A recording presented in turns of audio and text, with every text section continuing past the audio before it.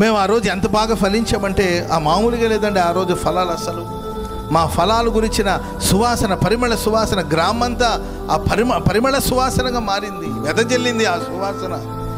అంత అద్భుతంగా మేము దేవుని కోసం ఫలించిన వాళ్ళు అనుకుంటుంటారు. మరి ఈనాడు నీ పరిస్థితి ఏంటంటే, ఆనాడు ఫలించారు, ఈరోజు ఫలము లేని వాళ్ళుగా కొంతమంది జీవిస్తున్నారు. ఈ సంవత్సరం ఏదైనా ఫలం ఉందా అని ఆయన వెతుక్కుంటూ వచ్చినప్పుడు ప్రియులారా, ఆ చెట్లో ఏమాత్రం ఫలాలు లేవు.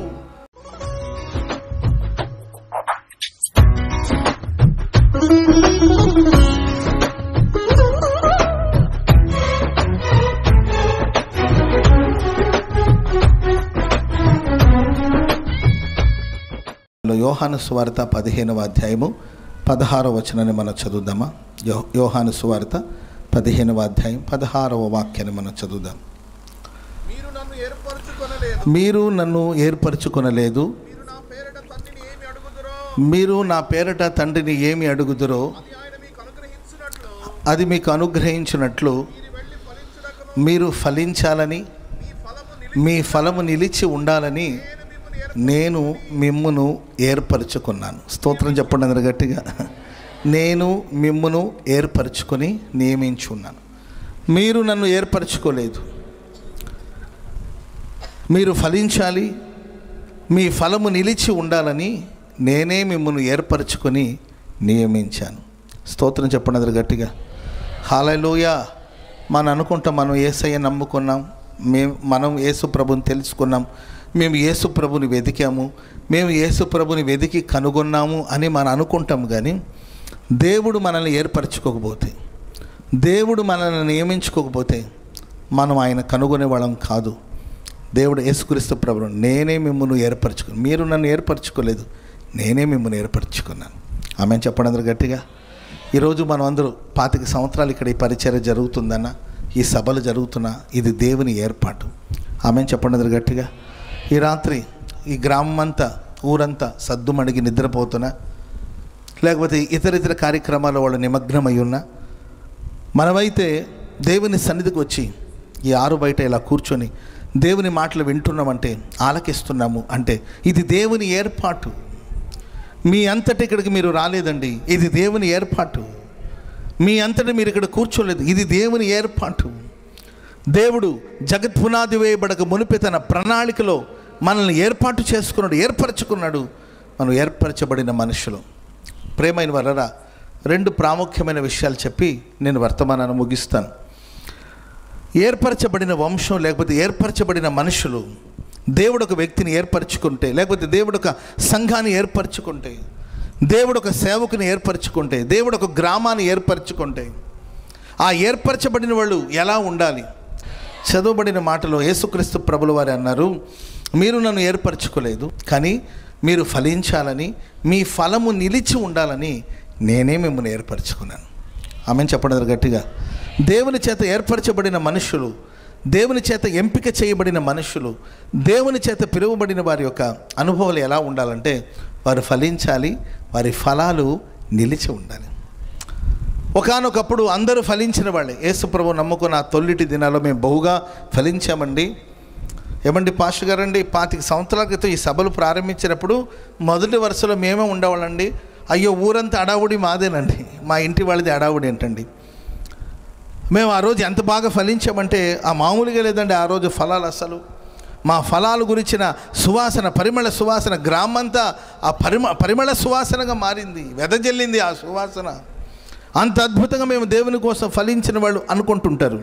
మరి ఈనాడు నీ పరిస్థితి ఏంటంటే, ఆనాడు ఫలించారు, ఈరోజు ఫలము లేని వాళ్ళుగా కొంతమంది జీవిస్తున్నారు.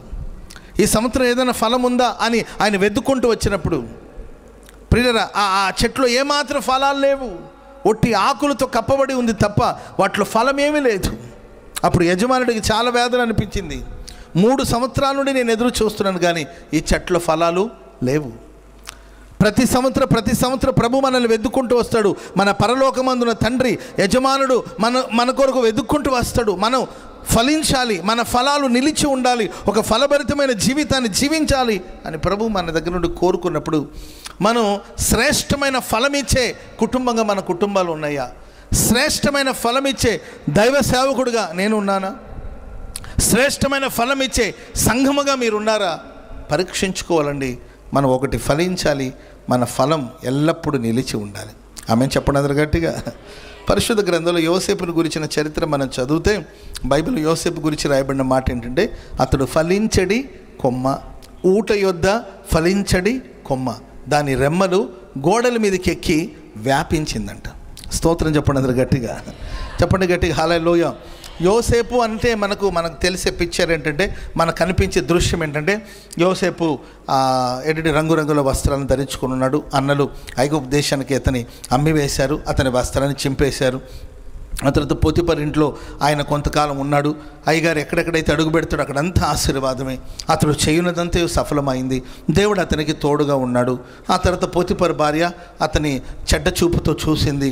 అతడు దాన్ని ఒప్పుకోకపోగా అతని మీద నింద మోపింది. ఆయన తన పై వస్త్రాన్ని విడిచిపెట్టి పారిపోయాడు. ఆ తర్వాత అతను తీసుకెళ్ళి చెరసాలలో పడేశారు. ఆ చెరసాల నుండి తర్వాత సింహాసనానికి వెళ్ళాడు. ఇవన్నీ మనం చూస్తూ ఉంటాం. ఆయన సింహాసనం మీద కూర్చున్నప్పుడు రాజు యొక్క 2 రథం మీద ఆయన కూర్చుండబెట్టారు. ఆ దేశమంతా ఆయన సంచారం చేశాడు ఆ రథం ఎక్కి. స్తోత్రం చెప్పండి అందరు గట్టిగా. దేశమంతా ఆయన సంచారం చేశాడు. బంగారు గొలుసులు వేసారు ఆయన మెడకి. ఆయనకు ఉంగురం పెట్టారంట. 2వ రథం ఇచ్చారంట. ప్రేమగల ప్రభువా, మాకు 2వ రథం కాకపోతే ఒక చిన్న కారు ఇవ్వకపోయావా? మరి పెద్ద పెద్ద గొలుసులు కాకపోయిన ప్రభువా, మాకు సన్నటి బంగారం ధర తగ్గిందంటయ్యా. అక్కడ మోడీ సింహాసనం ఎక్కేసరికి ఇక్కడ బంగారం ధర తగ్గిందంటయ్యా. ఇప్పుడు కాకపోతే ఇంకెప్పుడు కొంటామయ్యా, మాకు బంగారు గొలుసు ఇవ్వకపోయే ప్రభువా అని కోరుకునే వాళ్ళు లేకపోలేదు. మేము ఆశీర్వాదకరంగా ఉండాలి, మేము అనేకులకు ఆహారాన్ని పంచేవాళ్ళగా ఉండాలి ప్రభువా. మా ఇంట్లో మండుతున్న పొయ్యి మండుతూనే ఉండాలి, వండుతున్న వంట వండుతూనే ఉండాలి, తింటున్న వాళ్ళు తింటూనే ఉండాలి ప్రభువా. అట్లాంటి ఒక ఆశీర్వాదం ఈ గ్రామంలో మాకు ఇవ్వండి అని కోరుకునే వాళ్ళు ఉన్నారు. ఇదే ఫలింపు అనుకుంటారు, దీన్నే ఆశీర్వాదం అనుకుంటారు కొంతమంది. ప్రియులరా, మనకు యోసేపులో మరొక కోణాన్ని మనం చూస్తాం. అదేంటంటే ప్రియులరా, ఓ పరిపూర్ణమైన మనుష్యుడిగా మార్చబడ్డాడు. స్తోత్రం చెప్పండి అందరు గట్టిగా. ఎన్నో శ్రేష్టమైన విషయాలు యోసేపులో మనం చూస్తాం. ఆమె చెప్పండి అందరు గట్టిగా. క్షమించే మనసు. అన్నలందరూ తనకు కీడు చేసినప్పటికీ కూడా ఏమాత్రం ఆ కీడును మనసులో పెట్టుకుండా ఎలా క్షమించగలడు? ఏ చిన్న తప్పులేం కాదు. చిన్న చిన్న తప్పులైతే ఎన్నో మనుషులు చేస్తూ ఉంటారు, వదిలేస్తాం మనం. చిన్న చిన్న తప్పులు ఏదో అంటారు, ఏదో తింటారు, ఏదో పంటారు, అయిపోతూ ఉంటుంది, జరుగుతూ ఉంటుంది. దాని గురించి మనం పెద్దగా పట్టించుకోం, అది వేరే విషయం. యోసేపు జీవితంలో జరిగిన కీడు, యోసేపు జీవితంలో వచ్చిన ఆ ప్రమాదం, యోసేపు దాటుకుంటూ వచ్చిన సమస్యలు, శ్రమలు, అది సాధారణమైన విషయాలు కానే కాదు. చాలా చిన్న ప్రాయంలో తను ఎంతో ప్రేమించిన తండ్రికి దూరం అయిపోవడం అనేది అది చాలా వేదనకరమైన విషయం. తను నమ్మిన, తను ప్రేమించిన అన్నలు ఎవరి క్షేమాన్ని కోరుకున్నాడో, ఎవరు నా అన్నలు అని భావించాడో వాళ్ళే అతనికి ద్రోహం చేశారు. వాళ్ళే అతని వస్త్రాన్ని చింపారు, అతని ఒట్టి గుంటలో పడవేశారు, అతని గురించి దుష్ట ప్రచారం చేశారు. మనిషి బ్రతికుండగానే చచ్చాడు అని ప్రచారం చేశాడు. ఇక జీవితంలో మరలా తండ్రి ముఖం చూస్తానో లేదో నమ్మకం లేని జీవితం. ఒంటి మీద బట్టలు లేదండి, భీకరమైన పాడైన ఎడారులవి. ఆ ఎడారి ప్రదేశంలో కాళ్ళు చేతులు సంఖ్యలు బిగించి అతను ఒక పశువుని ఈడ్చుకెళ్ళినట్లు ఈడ్చుకెళ్ళారు. ఏ పాపం చేస్తే ఈ శిక్ష, ఎవరికి ఏ కీడు చేస్తే ఈ శిక్ష, ఎవరికి అన్యాయం చేస్తే మాకు ఈ శిక్ష. మనసులో ఎన్నో ఆలోచన. సరే, పరిపక్వత చెందినవాడు పెద్దవాడు అంటే సరే పెద్దవాడు కాబట్టి మనసు వికసించింది కనుక ఆలోచించే విధానాలు వేరుగా ఉంటుంది. పసిప్రాయం, చిన్న ప్రాయంలో ఉండే పసిప్రాయుడు అసలు ఎందుకు ఇలా జరుగుతుంది, వీళ్ళు ఎందుకు నన్ను గుంటలో పడేశారు, ఎందుకు నన్ను అమ్మేశారు, ఏం జరుగుతుంది, నన్ను ఎక్కడికి తీసుకెళ్తున్నారు, నెక్స్ట్ ఏం జరుగుతుంది, ఏమీ తెలియని అయోమయమైన పరిస్థితి. సంఖ్యలు అతని మనసును నొప్పించింది. దేవుని వాక్యం ఆయన పరిశోధిస్తూ ఉంది. మంచి కోసం వెళుతుంటే చెడు ఎదురవుతుంది. కుటుంబానికి మంచి చేయాలని ఆశించాడండి, కానీ ఆ కుటుంబం అతనికి వ్యతిరేకంగా కీడును తలపెట్టారు. దేవుని యందు భయభక్తులు కలిగి ఉన్నాడు, కానీ అతని మీద నింద మోపడం జరిగింది. ఇలాంటి భయానకమైన చేదైన మార్గంలో, చేదైన అనుభవంలో సాగిపోయిన యోసేపు చరిత్ర మనం చూస్తాం.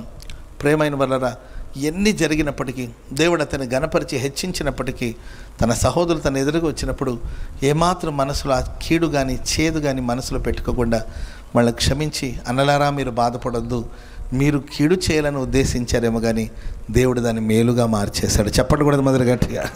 ఎదుటి మనిషి కీడులో కూడా మేలునే చూడగలిగాడు. ఆమె చెప్పండి ఎదురు గట్టిగా. హల్లెలూయా. ఎదుటి మనిషి చేసిన కీడులో కూడా మేలును వెతకగలుగుతారా? ఎదుటి మనిషి చేసిన చెడ్డలో కూడా మంచిని చూడగలిగిన మనస్సు ఎవరికి ఉంటుందండి? ఇదండి నిజమైన ఫలాలంటే. ఇది నిజమైన ఫలితం, ఇది నిజమైన ఫలభరితమైన జీవితం. ఆమేన్. మనకు మంచి గుణం ఉండాలని చెప్పండి. మనకు మంచి గుణం ఉండాలి. Praise the Lord. యోసేపు ఫలించడి కొమ్మ, ఊట యొద్ద ఫలించడి కొమ్మ. దాని రెమ్మలు కొమ్మలు గోడల మీదకి ఎక్కి సుదూర ప్రాంతం వరకు వ్యాపించింది. ప్రభు మనల్ని ఎందుకు ఏర్పరచుకున్నాడు తెలుసా? మనం ఫలించాలి, మన ఫలం నిలిచి ఉండాలి. ఆమేన్.